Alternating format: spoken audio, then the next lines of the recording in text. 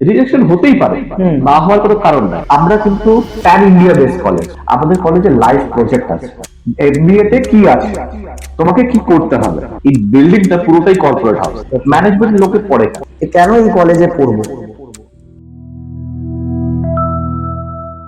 নমস্কার, আমি রাজা দাশগুপ্ত। ফিউচার ফোকাস গাইডেন্স চ্যানেলে আপনাদেরকে স্বাগত জানাই। আজকে আমি চলে এসেছি ইউনাইটেড ওয়ার্ল্ড স্কুল অফ বিজনেসে, যেখানে ইউজি এবং পিজি বিভিন্ন কোর্সেস করানো হয়ে থাকে। আমার বেশ কিছু ছাত্র ছাত্রী এখানে পড়াশোনা করছে বিভিন্ন কোর্সে। তো আজকে আমি সিনিয়র একজন স্যারকে পেয়ে গেছি, তার মুখ থেকে শুনে নেব কিছু তথ্য। স্যার কেমন আছেন?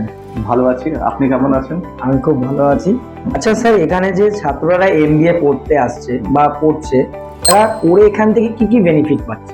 দেখো, আমাদের এমবিএ ব্যাপারটা হচ্ছে কি, যেহেতু আমরা স্পেসিফিকলি ম্যানেজমেন্ট কলেজ, আমরা এমবিএ এর উপরে খুব বেশি ফোকাস করি।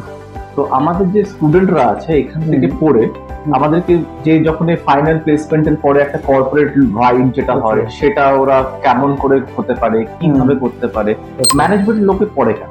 প্রথম কথা হচ্ছে কেন ম্যানেজমেন্ট? একদম। হ্যাঁ, ম্যানেজমেন্ট স্টুডেন্টরা এই জন্য পড়ে তাকে ওরা কর্পোরেটে যেতে পারে ভালোভাবে, আর গিয়ে ওইখানে যে সারাউন্ডিংসটা আছে সেই সারাউন্ডিং এ নিজেকে কোপ আপ করতে পারে। এবার এখানে আমাদের কলেজ কি করে সাহায্য করবে? এবার আমাদের কলেজ এখানে সাহায্য করছে কেমন হবে, আমাদের যে প্রোগ্রাম আছে, কারিকুলাম অ্যাক্টিভিটিস আছে এমবিএ এর মধ্যে, তার মধ্যে কিন্তু অনেক পোর্শন আছে, যেরকম পার্সোনালিটি ডেভেলপমেন্ট প্রোগ্রাম আছে, ডেফিনেটলি একাডেমিক্স আছে, একটা যেটা খুব বড় একটা পার্ট রোল করে, যেটার মধ্যে একাডেমিক্স থ্রু দিয়ে স্টুডেন্টকে একটা একাডেমিক ইম্পার্টেশনের সাথে ওকে ফাইনাল প্লেসমেন্ট অব্দি নিয়ে যাওয়াটা। ম্যানেজমেন্টটা হচ্ছে একটা এমন জিনিস যেটা যদি সারাউন্ডিংসটা যদি না পাওয়া যায়, তাহলে কিন্তু স্টুডেন্টের মধ্যে একটা ওই ভাইবটা থাকে না। আবার আমাদের কলেজেরটা আপনি একটু ঘুরে দেখবেন, তাহলেই বুঝতে পারবেন কি এটা পুরো কর্পোরেট ছিলাম, একদম পুরোটাই কর্পোরেট কালচার, একদম মানে পুরোটাই একদম কর্পোরেট স্টাইল। হ্যাঁ, প্লাস আমাদের কলেজের মধ্যে সব থেকে বেশি সুবিধাটা এটা হচ্ছে কি, এই বিল্ডিংটা পুরোটাই কর্পোরেট হাউস। ঠিক, তো এখানে ম্যাক্সিমাম এমএনসি কোম্পানিজ আছে, যেখানে যে কারণে স্টুডেন্টের প্লেসমেন্টের কোনো অসুবিধা হবে না। ঠিক আছে, আর প্লাস আমরা এটাও মানে স্টুডেন্টকে এটার মধ্যে ওদের মধ্যে ইনভাইট করি কি, একটা ম্যানেজমেন্টে পড়তে গেলে ওদের কি ডেকোরাম হওয়া উচিত। এক নম্বর ডেকোরাম কি হওয়া উচিত, দ্বিতীয় হচ্ছে কি ওদের যে পার্সোনালিটি ডেভেলপমেন্ট প্রোগ্রাম যেটা আমরা কলেজ থেকে দিই, সেটার মধ্যে একটা স্টুডেন্টের কমিউনিকেশন, জেস্টার, পশ্চার, প্রক্সিমিটি কেমন হওয়া উচিত, সেইগুলো ওদের মধ্যে ইনভাইট করা হয়। তৃতীয় হচ্ছে একাডেমিক, যেটা আমাদের বিদ্যাসাগর ইউনিভার্সিটি থেকে অ্যাফিলিয়েটেড আছি আমরা, প্লাস আমাদের এআইসিটি অ্যাপ্রুভড কলেজ ক্যাম্পাসটা, তো সেখানে ওদের একাডেমিক্স যাতে ইম্পার্টেশনটা বেশি ভালো হতে পারে। চতুর্থ হচ্ছে প্লেসমেন্ট। এবার প্লেসমেন্টটা হওয়ার জন্য সব থেকে প্রথমে কি হয়, আমাদের প্রথমে এটার জন্য তোমাকে পুরো আমাকে এমবিএ ব্যাপারটাকে পুরো বোঝাতে হবে, কারিকুলাম অ্যাক্টিভিটিসটা কি করে হয়। তো আমাদের যেহেতু এমবিএটা 2 বছরের, তো 2 বছরের মধ্যে 4টে সেমিস্টার হয়। 4টে সেমিস্টারের মধ্যে ফার্স্ট সেমিস্টার যেটা হয় সেটা হয় জেনারেল সেমিস্টার। জেনারেল সেমিস্টারের মধ্যে প্রত্যেকটা স্টুডেন্ট যারা ডিফারেন্ট ব্যাকগ্রাউন্ড থেকে আসছে, তারা এসে পুরো সেমিস্টার ওয়াইজ ফার্স্ট সেমিস্টারটা পড়ছে। ফার্স্ট সেমিস্টার জেনারেল পড়ছে, সেখানে কি হচ্ছে প্রত্যেকটা সাবজেক্ট পড়ছে। এবার কোনো স্টুডেন্ট ধরো যারা বিসিএ ব্যাকগ্রাউন্ড থেকে এসছে বা যারা বিএ ব্যাকগ্রাউন্ড থেকে এসছে, তাদের কাছে কিন্তু ম্যানেজমেন্টটা একটু নতুন, কিছু না হলেও কিছু টেকনিক্যাল টার্মস নতুন। এবার যখনই টেকনিক্যাল টার্ম নতুন, তো তারা তো এসে ফট করে এসেই ওরা মানে একাডেমিকের মধ্যে ঢুকে যেতে পারে না। তো তাদের জন্য যে ফার্স্ট সেমিস্টার জেনারেল সেমিস্টার, সেটা ওদেরকে সাহায্য করে কি কেমন করে ম্যানেজমেন্টটা পড়ানো হচ্ছে, মানে ওদের যে একাডেমিকটা হয় সেটার মধ্যে ওদেরকে বোঝানো হয় ইন ব্রিফ কি এমবিএ তে কি আছে, তোমাকে কি করতে হবে। ফার্স্ট সেমিস্টারটা এরকম করে গেল। সেকেন্ড সেমিস্টারের স্টার্টিং এ কি হয়, আমাদের কলেজে 5টা স্পেশালাইজেশন আছে। আচ্ছা, marketing, finance, HR, digital marketing, data science and data analytics, এই 5টা আছে আমাদের ডুয়াল স্পেশালাইজেশন। একটা মেজর একটা মাইনর আছে। এই যে মেজর মাইনর ডিসিশন এটা স্টুডেন্ট নিতে পারে, কিন্তু এই স্টুডেন্ট নেওয়ার সময় কিন্তু তারা একটা ডিসিশন এটা পেতে পারে কি কলেজের একটা মানে একটা মেন্টর হয় আর একটা কোঅর্ডিনেটর হয়। এই মেন্টর আর কোঅর্ডিনেটরের কাজ হচ্ছে কি প্রত্যেকটা 25 থেকে 30টা স্টুডেন্টের পিছনে এই দুজনে করে থাকে। এবার এরা কাজ হচ্ছে এই 6 মাস ওদেরকে অবজার্ভ করে কি ওরা কেমন ভাবে পড়াশোনাটা করছে, ওদের একাডেমিক্সটা কেমন আছে, আদৌ ওরা এক্সট্রোভার্ট ইন্ট্রোভার্ট, না ওরা টেকনিক্যালি বেশি ভালো, স্কিলসটা কেমন তৈরি হচ্ছে, তারা কিন্তু দেখে। এবার তারা একটা ওদেরকে সাজেশন দেয় কি তোমরা সেকেন্ড সেমিস্টারে যখন উঠছো তখন এই সাবজেক্টটাকে নাও। ফর এক্সাম্পল যারা ভালো করে পড়ছে, মানে ভালো বক্তব্য দিতে পারছে, তাদেরকে মার্কেটিং এর মধ্যে বলছে। যারা একটু টেকনিক্যাল মানে অ্যাকাউন্টস এর উপর একটু ভালো, তাদেরকে বলছে ফাইন্যান্সে যাও। ঠিক আছে, তো এরকম করে এইচআর এর উপরেও, ডেটা সায়েন্স আর ডেটা অ্যানালিটিক্স এর উপরে, আর ডিজিটাল মার্কেটিং এর উপরেও কিন্তু আমাদের যে একাডেমিক কোঅর্ডিনেটররা আছে তারা কিন্তু ওদেরকে এটা হেল্প আউট করে। কিন্তু ডেফিনেটলি ফাইনাল ডিসিশন হচ্ছে স্টুডেন্ট। ঠিক আছে, এটা সেকেন্ড সেমিস্টারে এবার ধরো স্টুডেন্ট কোনো একটা মানে সাবজেক্ট চুজ করে নিল। এবারে যে চুজ হলো, আমাদের কলেজে লাইভ প্রজেক্ট আছে।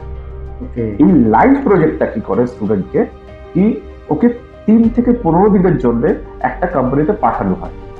সেখানেও টেকনিক্যালি ব্যাপারটা দেখে কি আদে ওই জায়গাটা কি হচ্ছে। ফর এক্সাম্পল মার্কেটিং এর ব্যাপারে যাচ্ছে, তো ওখানে গিয়ে দেখছে মার্কেটিং এ কি হচ্ছে, তো সেটাও কিন্তু অবজার্ভ করছে কি ওখানে আদৌ কি ওটা করতে পারবে কি পারবে না। তারপরে ফাইন্যান্সের জন্য পাঠাচ্ছে, তারপরে এইচআর এর জন্য পাঠাচ্ছে, ডিজিটাল মার্কেটিং এর জন্য পাঠাচ্ছে। আর ডেটা অ্যানালিটিক্স আর ডেটা সায়েন্স তো পুরোটাই হচ্ছে ডেটা অ্যানালিসিস এর উপরে। ঠিক আছে, তো সেটারও আলাদা একটা পোর্শন আছে। ঠিক, এবার যখন স্টুডেন্টরা দেখে নিচ্ছে কি আমাকে পরবর্তীকালে এইগুলো করতে হবে, ওরা যখন স্যাঙ্গুইন হয়ে যাচ্ছে তখন কিন্তু কলেজে এসে বলছে কি ঠিক আছে আমরা এই সাবজেক্টটা নিয়ে পড়বো, ওরা কনফার্ম হচ্ছে। এবার যখন হয়ে গেল, এরপরে ওদেরকে ফাইন্যান্স মানে স্পেশালাইজেশনটা দেওয়া হয়। এবার এটা ডুয়াল স্পেশালাইজেশন, যেটা বললাম আগে, কি মার্কেটিং নেট বা ফাইন্যান্স নেট তার সাথে কোনো একটা মাইনর সাবজেক্ট নিতে পারে। এটাও কিন্তু ওদেরই মানে মানে হিসাবে কি ওরা নিতে কোনটা নিতে চায়। এটা হয়ে গেল সিলেকশন কোর্স। এবার থার্ড সেমিস্টারে যখন ওঠে তখন কলেজ থেকে সামার ইন্টার্নশিপ প্রজেক্ট দেয়। এই সামার ইন্টার্নশিপ প্রজেক্টটা কি হয়, স্টুডেন্টদেরকে যেটা ওরা প্রথমে টেকনিক্যালি দেখলো লাইভ প্রজেক্ট, থার্ড সেমিস্টারে গিয়ে কিন্তু ওরা ওটাকে প্র্যাকটিক্যালি করছে। তাহলে এখানে আমি বলতে পারি অনেক জন হয়তো বলে থাকবে কি পিজিপি এর বেশি প্র্যাকটিক্যাল দেন এমবিএ, কিন্তু এখন এমবিএ টা হাইব্রিড সিস্টেম হয়ে গেছে। এমবিএ তেও কিন্তু এখন সব মানে প্র্যাকটিক্যাল আর থিওরিটিক্যাল মিলিয়ে, যেখানে এমবিএ তে কেস স্টাডিও আছে, এটা পিজিডিও আছে। তো দুটোর মধ্যে এখন আইডেন্টিক্যাল অনেকটাই সেম, কিন্তু খালি ডিফারেন্স হচ্ছে একটা, যেটা post graduate diploma in management, এটা হচ্ছে মাস্টার ইন বিজনেস অ্যাডমিনিস্ট্রেশন। হ্যাঁ, খুব ভালো বললেন স্যার, মানে খুব ডিটেলসে খুব ভালোভাবে বুঝতে অনেকেরই সুবিধা হবে। আর একটা কোশ্চেন ছিল স্যার, যে অনেকেই জানতে চায় যে এই কলেজেই কেন পড়বো, মানে যেটা আপনি বলছিলেন খুব ভালো লাগলো, যে কেন এই কলেজে পড়বো, এত কলেজ রয়েছে। দেখুন, সব থেকে প্রথম কথা হচ্ছে কি আমাদের কলেজ হচ্ছে পুরো নামটা হচ্ছে IQ city united world school of business. এবার আইকিউ সিটি হচ্ছে আমাদের মেডিকেল কলেজ, ইউনাইটেড ওয়ার্ল্ড হচ্ছে আমাদের ম্যানেজমেন্ট কলেজ। আমাদের কিন্তু আমরা কিন্তু প্যান ইন্ডিয়া বেস কলেজ। মানে কেন পড়বো, একটা প্যান ইন্ডিয়া বেস কলেজের যে ফেসিলিটিটা হবে সেটা ডেফিনেটলি জোনাল যারা আছে তাদের অত বেশিটা হবে না। কেন কি প্যান ইন্ডিয়া যে ওরা যে লোকেশন প্রিফারেন্সটা পাচ্ছে, ওদের যে এক্সপোজারটা পাচ্ছে, সেটা ডেফিনেটলি যারা জোনাল বেস কলেজে আছে তার থেকে একটু বেশি হবে। তারা আমি এটা বলবো না তারা পাবে না, না, আমাদের একটু না হলেও একটু অ্যাডভান্টেজ আছে।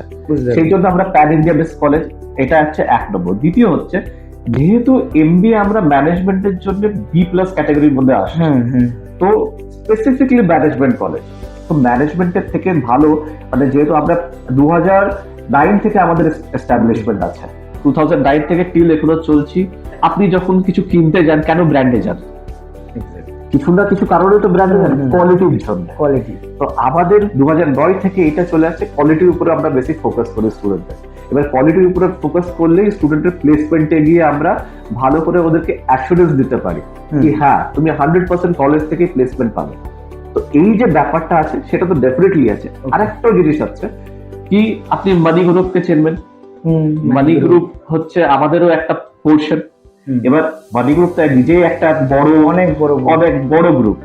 এবার কি হয়, আমাদের কলেজ যেহেতু মানি গ্রুপ থেকে ফাইন্যান্সড, হ্যাঁ, তাতে কি হচ্ছে যখন মানি গ্রুপের নিজস্ব রিসার্চ এন্ড ডেভেলপমেন্ট টিম আছে, এবার ওরা কি করে যখন রিসার্চ করে কি আগামী 3 থেকে 5 বছরের মধ্যে ইন্ডাস্ট্রি কেমন চলতে মানে আসছে, তারা ওটা কিন্তু রিসার্চ করে। এবার রিসার্চ করে তারা কিন্তু দেখে আগামীকালে আমার যে এমপ্লয়ি কেমন লাগবে, কি ধরনের লাগবে।